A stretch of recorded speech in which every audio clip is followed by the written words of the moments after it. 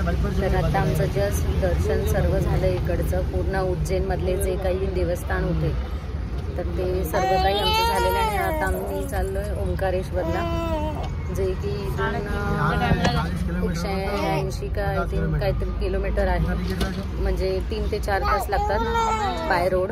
आम्ही आता चाललो आहे प्रायव्हेट कार करूनच चाललो आहे.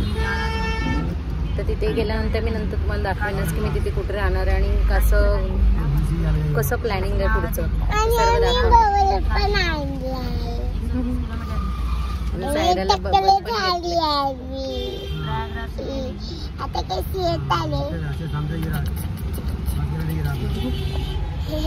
चला भेटूया.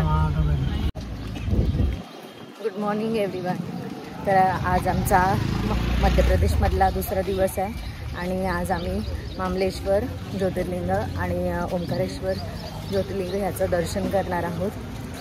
तर आता पहिला मी मामलेश्वर किंवा ओंकारेश्वर अजून डिसाईड नाही झाले, तर ते जवळपासच आहे, 500 मीटरच्या अंतरावरच आहे दोन्ही पण. तर आता बघणार दोघांनी कसं पॉसिबल होतं आहे त्याप्रमाणे ठरवू. आणि आत्ता जस्ट आम्ही चेकआउट केलं आहे हॉटेलमधून आणि बाहेर आलो आहे. अजून नाश्ता वगैरे काहीच नाही आहे. तर आता बघू कसं होतं आहे, जसं मॅनेज होईल. पहिला नाश्ता करणार आणि नंतर मग आम्ही दर्शनासाठी पुढे जाणार. तर माझ्याबरोबर हा व्हिडिओ शेवटपर्यंत बघण्यासाठी कनेक्ट करा. Stay tune. नाही राहू दे.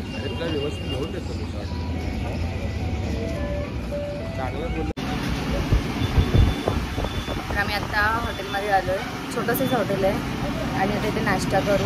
तर नाश्ता इथे मॅगी आहे आणि चहा कॉफी, परत कचोरी. म्हणजे मोस्ट ऑफ एमपीमध्ये कचोरी जास्त असते, पण आम्ही मॅगी प्रिफर करतो आहे सायरा आणि मी.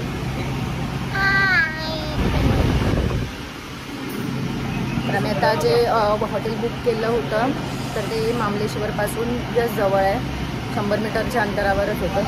पण आम्ही आता पहिलं ओंकारेश्वरचं दर्शन घेणार आणि मग मामलेश्वरचं असं आता फिक्स झालं आहे.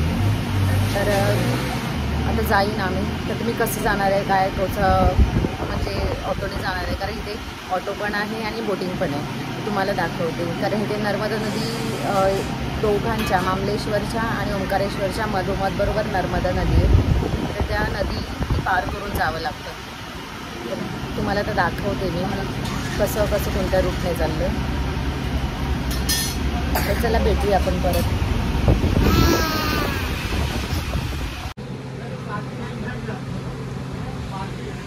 चांगली आहे सायरा मॅगी. हा हा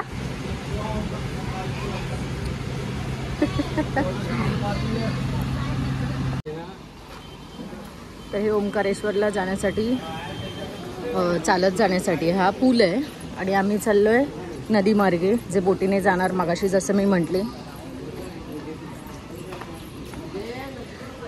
तर इथे असे मस्त मस्त छान छान बॅग्स पण आहेत.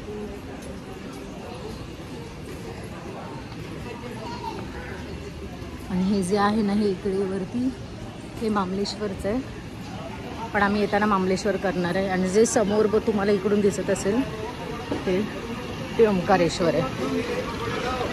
तर इथे असे सगळे शर्ट हा पूल आहे वरतून जो आहे हा चालत जाण्यासाठी. समोर जे मंदिरचं शिखर दिसतंय तुम्हाला ते ओंकारेश्वरचं आहे.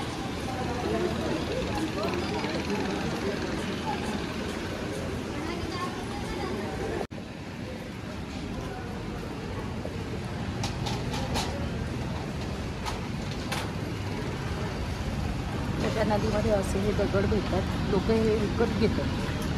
म्हणजे याचं काहीतरी महत्त्व असेल, माहिती नाही मला. मी विचारेन आणि तुम्हाला ते पण सांगेन.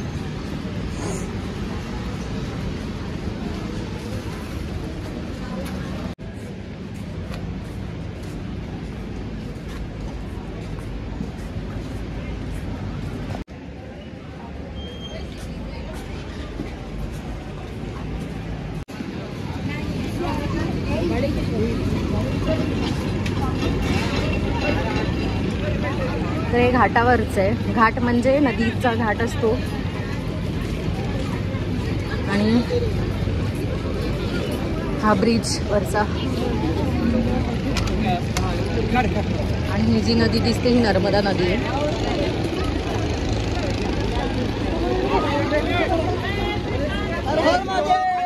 इथे महिला चेंजिंग रूम आहे, म्हणजे जे आंघोळ करतात नदीमध्ये त्यांच्यासाठी म्हणजे चांगलं केलंय.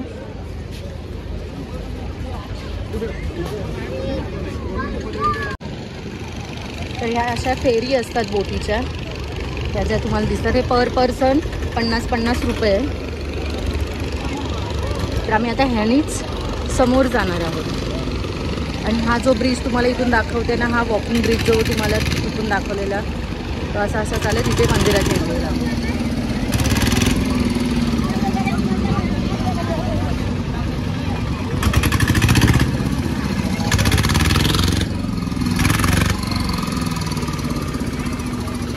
आम्ही आता जस्ट फेरीसाठी बसतोय ओंकारेश्वर दर्शनसाठी. हॅलो.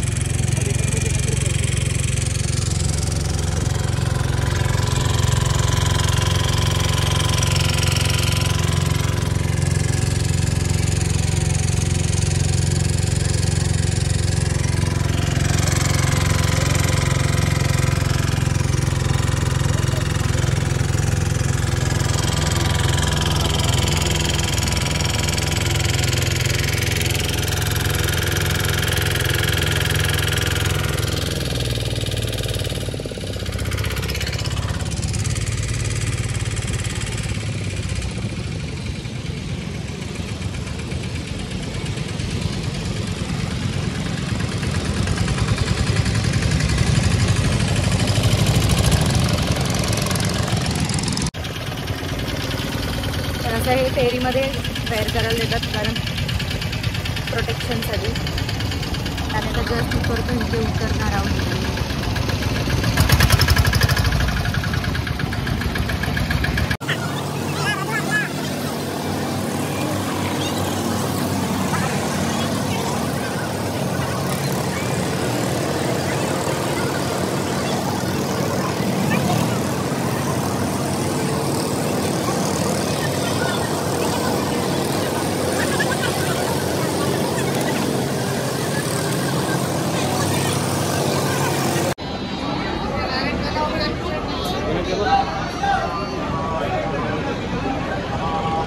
अशी लाईन आहे ओंकारेश्वरला वरती जाण्यासाठी.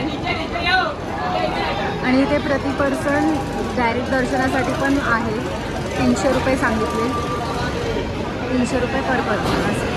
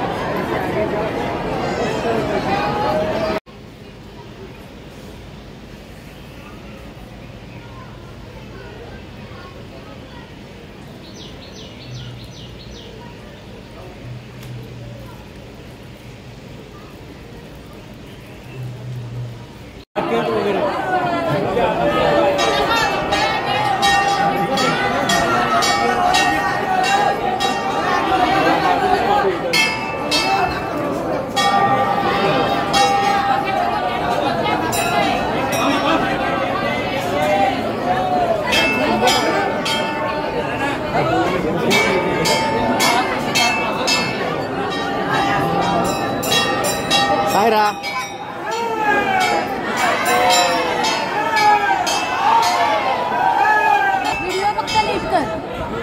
बोल. हर हर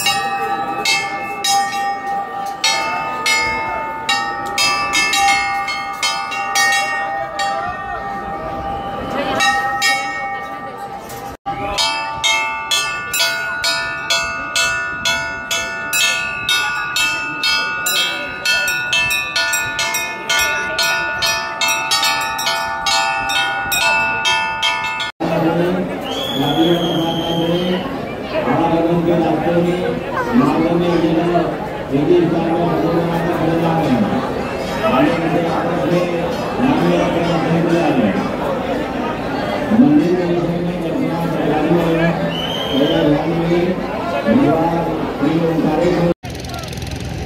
आता आमचं जस्ट दर्शन झालं आहे आणि आम्ही आत्ता जस्ट परत घाटावर आलो आहे आणि आता मामलेश्वर मंदिरामध्ये जाणार.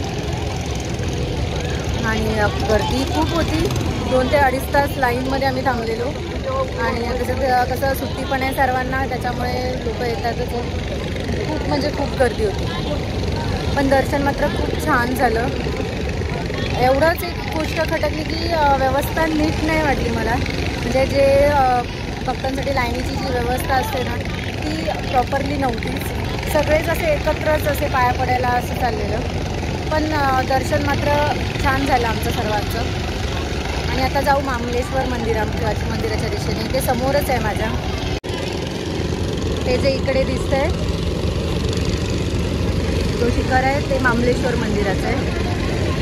आता जाऊ इकडे. किती रुपये? तर या ज्या फेरी आहेत ना पर पर्सन जसं मागे 50 घेतले. आता जरा इथे बाया मी सायरा आजी थोडा वेळ इथे टाईमपास करणार.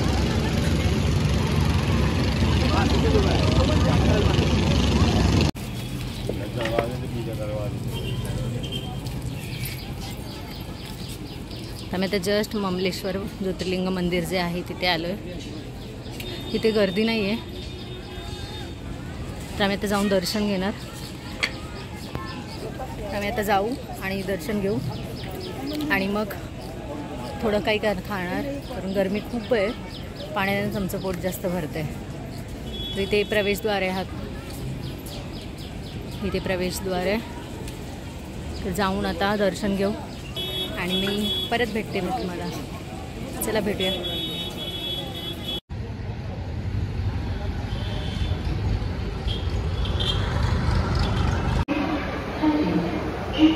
हॅलो.